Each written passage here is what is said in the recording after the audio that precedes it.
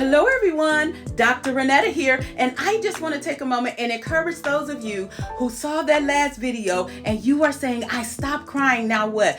I have positioned and postured myself in a place where I've turned to Jesus, and now I can hear his voice. I can hear him. I can hear his heart. I can hear his instruction. Now what do? You got to do three things. You got to surrender, you got to submit, and you got to agree. Repeat this after me. Without surrender, there will be no submission. And without submission, there will be no agreement. Surrendering starts when you realize that God doesn't need your help, but he does desire your cooperation. The difference is this: cooperation is initiated by God. Help is initiated by you. Surrenderance starts when you recognize that God's ways are higher than your ways, and his thoughts are higher than your thoughts. So then when I recognize and acknowledge that, I can submit, or I can submerge, I can come up under and come in alignment with his plan, his will, his way, what it is that he is doing in my life. And listen,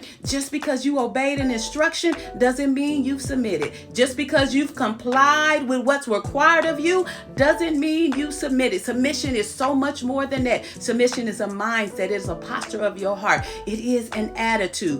What does agreement look like scripturally? It looks like this. We speak the same thing. There are no divisions amongst us. We are perfectly joined together in the same mind and in the same judgment. Listen, so many of us stop at speaking the same thing and think we are in agreement. God or your leader says 9 and you're gung-ho. Yes, 9 it is. 9 is where we're going. I'm in agreement. We're going to 9.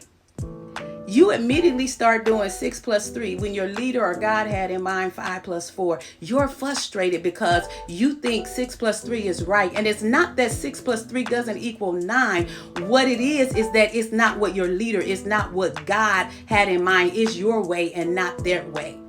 And so you have to communicate.